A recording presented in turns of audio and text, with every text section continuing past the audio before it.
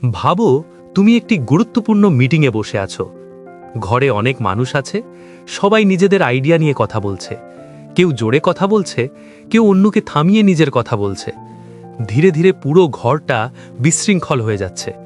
ঠিক তখনই ঘরের এক কোণে বসে থাকা একজন মানুষ চুপচাপ সব কিছু লক্ষ্য করছে। সে খুব বেশি কথা বলছে না, সে কাউকে থামাচ্ছে না, সে শুধু শুনছে এবং পর্যবেক্ষণ করছে। কিছুক্ষণ পরে যখন সবাই ক্লান্ত হয়ে থেমে যায়, তখন সেই মানুষটি শান্তভাবে কয়েকটি কথা বলে। আর আশ্চর্যের বিষয় হলো, ঘরে থাকা সবাই তার কথার দিকে মনোযোগ দেয়, কারণ তার কথার মধ্যে ছিল স্পষ্টতা, ছিল শান্ত চিন্তা। এই ধরনের মানুষদেরই বলা হয় সাইলেন্ট থিঙ্কার, যারা খুব বেশি শব্দ না করে কিন্তু গভীরভাবে চিন্তা করে। আজকের ভিডিওতে আমরা জানব একটি অসাধারণ বইয়ের শিক্ষা। বইটির নাম হলো দ্য সাইলেন্ট অ্যাডভান্টেজ। এই বই আমাদের শেখায় কেন শান্ত এবং স্থির মানুষরা বিশৃঙ্খল পৃথিবীতে সফল হয়। নমস্কার বন্ধুরা, স্বাগত তোমাদের প্রিয় চ্যানেল কেরিয়ার টেলসে। এই চ্যানেলে আমরা আলোচনা করি এমন সব বই, চিন্তাভাবনা এবং জীবন শিক্ষা যা তোমার কেরিয়ার, মানসিক শক্তি এবং ব্যক্তিত্বকে আরও শক্তিশালী করতে সাহায্য করতে পারে। আজ আমরা আলোচনা করব একটি খুবই গুরুত্বপূর্ণ বিষয়, শান্ত থাকার শক্তি।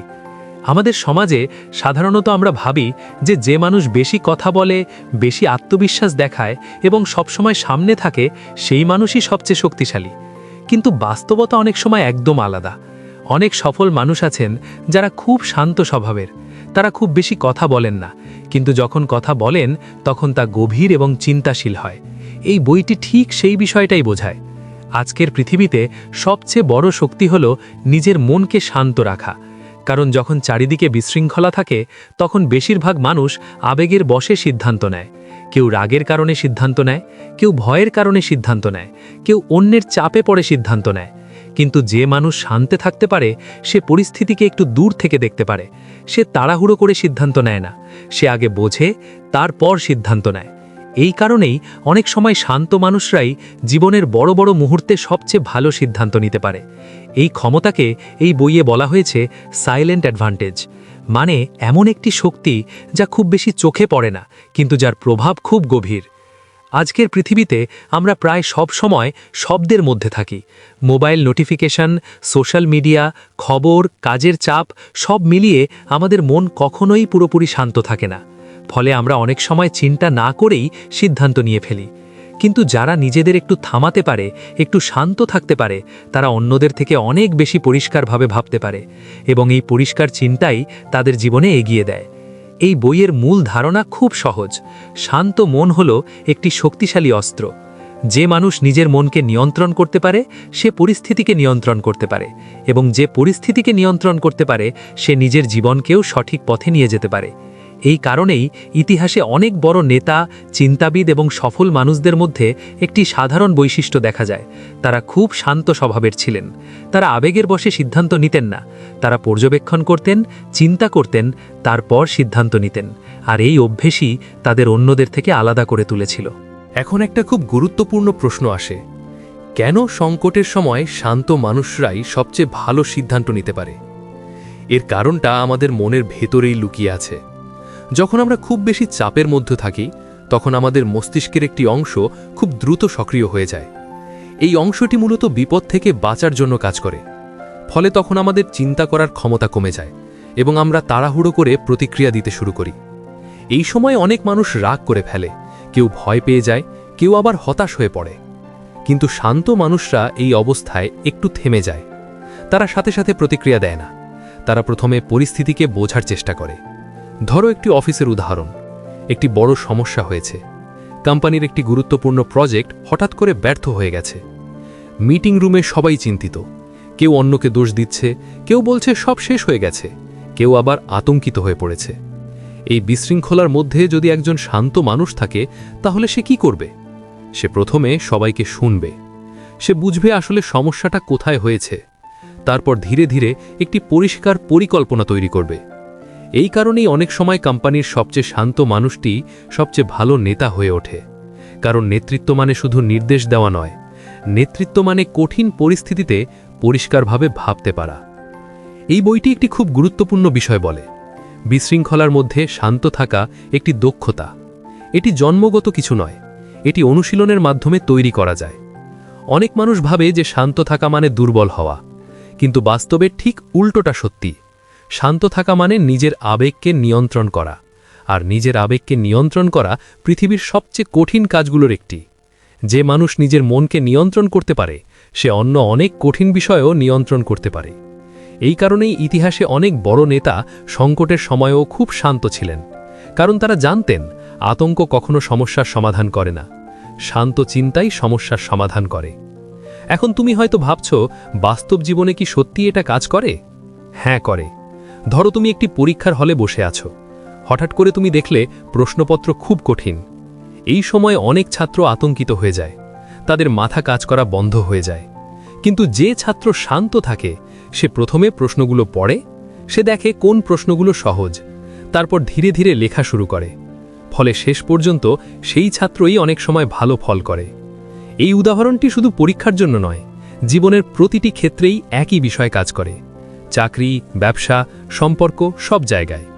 যে মানুষ কঠিন পরিস্থিতিতে শান্ত থাকতে পারে, সে অন্যদের থেকে এক ধাপ এগিয়ে থাকে। এই কারণেই এই বইয়ের লেখক বলেন, শান্ত থাকা শুধু একটি অভ্যেস নয়, এটি একটি স্ট্র্যাটেজি, একটি মানসিক কৌশল, যা তোমাকে বিশৃঙ্খলার মধ্যেও পরিষ্কারভাবে ভাবতে সাহায্য করে। এখন আমরা এই বইয়ের আরেকটি গুরুত্বপূর্ণ শিক্ষা নিয়ে কথা বলবো, আর সেটি হলো পর্যবেক্ষণের শক্তি। পৃথিবীতে দুই ধরনের মানুষ আছে।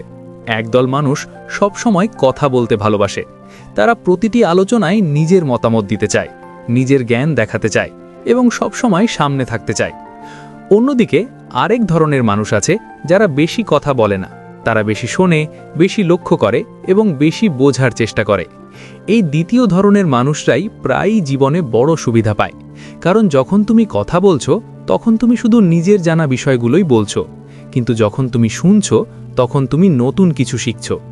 এই কারণেই শান্ত মানুষরা অনেক সময় অন্যদের থেকে বেশি জ্ঞান অর্জন করে। তারা মানুষের আচরণ লক্ষ্য করে, কথার ভেতরের অর্থ বোঝার চেষ্টা করে এবং পরিস্থিতির গভীর দিকগুলো বুঝতে পারে। ধরো তুমি একটি নতুন অফিসে যোগ দিয়েছ। যদি তুমি প্রথম দিন থেকেই সবাইকে দেখাতে চাও যে তুমি সব জানো, তাহলে হয়তো মানুষ তোমাকে গুরুত্ব দেবে না। কিন্তু যদি তুমি প্রথমে পর্যবেক্ষণ করো, মানুষ কিভাবে কাজ করছে সেটা বোঝার চেষ্টা করো, কার কি শক্তি আর দুর্বলতা আছে সেটা দেখো, তাহলে খুব দ্রুত তুমি পুরো পরিবেশটা বুঝে ফেলবে। তখন তুমি এমন সিদ্ধান্ত নিতে পারবে যা সত্যিই কার্যকর হবে। এই কারণেই অনেক সফল মানুষ শুরুতে খুব বেশি কথা বলে না। তারা আগে পরিস্থিতি বোঝে, তারপর কথা বলে। আর যখন তারা কথা বলে, তখন সেই কথার মধ্যে গভীরতা থাকে। এই বইটি আমাদের শেখায় যে পর্যবেক্ষণ করা একটি বড় দক্ষতা। আজকের পৃথিবীতে বেশিরভাগ মানুষ খুব দ্রুত প্রতিক্রিয়া দেয়। সোশ্যাল মিডিয়ায় কেউ কিছু বললেই আমরা সঙ্গে সঙ্গে মন্তব্য করি, কেউ আমাদের সমালোচনা করলেই আমরা সাথে সাথে রেগে যাই। কিন্তু শান্ত মানুষরা এমনটা করে না। তারা প্রথমে থামে, তারা বোঝার চেষ্টা করে আসলে কি হচ্ছে। এই ছোট্ট বিরতিটাই তাদের বড় সুবিধা দেয়, কারণ সেই সময়ের মধ্যেই তারা অন্যদের থেকে বেশি তথ্য সংগ্রহ করতে পারে। আর বেশি তথ্য মানে ভালো সিদ্ধান্ত নেওয়ার সুযোগ। অনেক বড় ব্যবসায়ী এবং নেতাদের একটি অভ্যেস থাকে, তারা মিটিংয়ে খুব কম কথা বলে, তারা সবাইকে শুনতে দেয়। সবাই যখন নিজের মতামত বলে ফেলে, তখন তারা পুরো বিষয়টা পরিষ্কারভাবে বুঝতে পারে। তারপর তারা কয়েকটি গুরুত্বপূর্ণ কথা বলে, যা পুরো আলোচনার দিক পরিবর্তন করে দেয়। এই শক্তিটাই হলো নীরবতার শক্তি। নীরবতা কখনো দুর্বলতার চিহ্ন নয়, বরং অনেক সময় এটি গভীর চিন্তার লক্ষণ। এই বইয়ের লেখক বলেন, পৃথিবীতে অনেক মানুষ শুধু শব্দ তৈরি করে, কিন্তু খুব কম মানুষ সত্যিকারের মূল্যবান চিন্তা তৈরি করে। আর মূল্যবান চিন্তা তৈরি করতে হলে আমাদের মাঝে মাঝে নীরব হতে হয়, কারণ যখন আমরা নীরব থাকি তখন আমাদের মস্তিষ্ক আসলে কাজ করতে শুরু করে। আমরা বিষয়গুলো নিয়ে গভীরভাবে ভাবতে পারি, আমরা নিজের ভুলগুলোও বুঝতে পারি। এই কারণেই যারা নিয়মিত কিছু সময় নীরবতায় কাটায়, তারা ধীরে ধীরে অনেক বেশি পরিষ্কারভাবে চিন্তা করতে শেখে। আর পরিষ্কার চিন্তা মানুষকে সঠিক পথে নিয়ে যায়। এখন আমরা কথা বলবো মানুষের জীবনের সবচেয়ে বড় একটি শক্তি নিয়ে, আর সেটি হলো নিজের আবেগ নিয়ন্ত্রণ করার ক্ষমতা। আমাদের জীবনে অনেক সময় এমন পরিস্থিতি আসে যেখানে আমরা খুব দ্রুত প্রতিক্রিয়া দিয়ে ফেলি। কেউ আমাদের কিছু বললেই আমরা রেগে যাই, কোনো সমস্যা হলেই আমরা ভয় পেয়ে যাই, আবার কখনো হতাশ হয়ে পড়ি। এই আবেগগুলো স্বাভাবিক, কিন্তু সমস্যা তখনই হয় যখন এই আবেগগুলো আমাদের সিদ্ধান্তকে নিয়ন্ত্রণ করতে শুরু করে। এই বইটি বলে যে শান্ত মানুষদের সবচেয়ে বড় শক্তি হলো তারা তাদের আবেগকে বুঝতে পারে এবং নিয়ন্ত্রণ করতে পারে। তারা রাগ অনুভব করে, ভয়ও অনুভব করে, হতাশাও অনুভব করে, কিন্তু তারা সেই আবেগের দাস হয়ে যায় না, বরং তারা একটু সময় নেয়। তারা থামে, ভাবে, তারপর প্রতিক্রিয়া দেয়। ধরো কেউ তোমাকে অপমান করলো, বেশিরভাগ মানুষ সঙ্গে সঙ্গে প্রতিক্রিয়া দেয়। কেউ রেগে যায়, কেউ তর্ক শুরু করে, কেউ আবার সম্পর্ক নষ্ট করে ফেলে। কিন্তু যে মানুষ শান্ত থাকতে পারে সে সঙ্গে সঙ্গে প্রতিক্রিয়া দেয় না। সে ভাবে, এই মুহূর্তে প্রতিক্রিয়া দেওয়া কি সত্যিই দরকার? অনেক সময় সে বুঝতে পারে যে তর্ক করে কোনো লাভ নেই, ফলে সে অপ্রয়োজনীয় ঝামেলা থেকে নিজেকে দূরে রাখতে পারে। এই ছোট্ট নিয়ন্ত্রণই তাকে অন্যদের থেকে আলাদা করে। একই বিষয় কাজ করে কাজের জায়গায় বা ব্যবসায়। অনেক সময় কোনো সিদ্ধান্ত খুব তাড়াতাড়ি নিতে হয় বলে মনে হয়, কিন্তু যদি সেই সিদ্ধান্ত রাগ, ভয় বা চাপের কারণে নেওয়া হয় তাহলে সেটি ভুল হওয়ার সম্ভাবনা বেশি থাকে। শান্ত মানুষরা এই জায়গায় আলাদা। তারা আবেগকে একটু পাশে সরিয়ে রেখে যুক্তি দিয়ে বিষয়টা বোঝার চেষ্টা করে, আর এই কারণেই তাদের সিদ্ধান্ত অনেক সময় বেশি স্থির এবং কার্যকর হয়। এই বইয়ের লেখক একটি গুরুত্বপূর্ণ বিষয় বলেন। তিনি বলেন, আবেগকে দমন করা নয়, আবেগকে বোঝা গুরুত্বপূর্ণ। কারণ আবেগ আমাদের মনের একটি সংকেত। এটি আমাদের বলে দেয় আমরা কি অনুভব করছি। কিন্তু সেই অনুভূতির ওপর ভিত্তি করে তাড়াহুড়ো করে কাজ করা সব সময় বুদ্ধিমানের কাজ নয়। তাই শান্ত মানুষরা প্রথমে আবেগকে লক্ষ্য করে, তারপর ধীরে ধীরে সেটাকে নিয়ন্ত্রণ করে। এই অভ্যাস তৈরি হতে সময় লাগে, কিন্তু একবার এটি তৈরি হয়ে গেলে এটি মানুষের জীবনকে পুরোপুরি বদলে দিতে পারে। কারণ তখন মানুষ আর প্রতিটি ছোট ঘটনার জন্য ভেঙে পড়ে না। সে পরিস্থিতিকে একটু দূর থেকে দেখতে পারে। সে বুঝতে পারে কোন জিনিস সত্যিই গুরুত্বপূর্ণ আর কোন জিনিসকে উপেক্ষা করাই ভালো। এই ক্ষমতা মানুষকে মানসিকভাবে শক্তিশালী করে তোলে। এই কারণেই অনেক বড় নেতা এবং সফল মানুষ খুব সহজে উত্তেজিত হয় না। তারা জানে আবেগের বশে নেওয়া সিদ্ধান্ত অনেক সময় জীবনের বড় ভুল তৈরি করতে পারে। তাই তারা ধীরে ভাবে, শান্ত থাকে এবং তারপর সিদ্ধান্ত নেয়। এই অভ্যাসই তাদের জীবনে স্থিরতা এনে দেয়। এখন আমরা কথা বলবো আরেকটি গুরুত্বপূর্ণ বিষয় নিয়ে, আর সেটি হলো গভীরভাবে চিন্তা করার ক্ষমতা। আজকের পৃথিবীতে সবকিছু খুব দ্রুত চলছে। আমরা খুব দ্রুত খবর দেখি, খুব দ্রুত সোশ্যাল মিডিয়া স্ক্রল করি, খুব দ্রুত সিদ্ধান্ত নিতে চাই। কিন্তু এই দ্রুততার কারণে আমরা অনেক সময় গভীরভাবে চিন্তা করার সুযোগ পাই না। এই বইটি বলে যে শান্ত মানুষদের একটি বড় শক্তি হলো তারা চিন্তা করার জন্য সময় নেয়।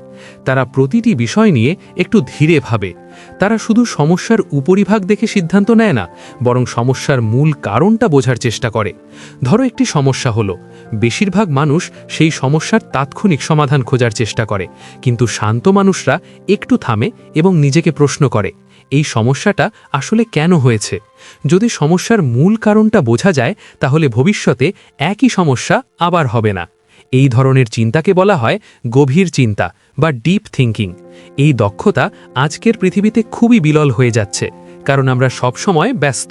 আমাদের মন সবসময় তথ্য দিয়ে ভরে থাকে, কিন্তু গভীর চিন্তার জন্য দরকার নীরবতা এবং মনোযোগ। এই কারণেই অনেক সফল মানুষ প্রতিদিন কিছু সময় একা কাটায়। সেই সময় তারা ফোন ব্যবহার করে না, সোশ্যাল মিডিয়া দেখে না। তারা শুরু চিন্তা করে।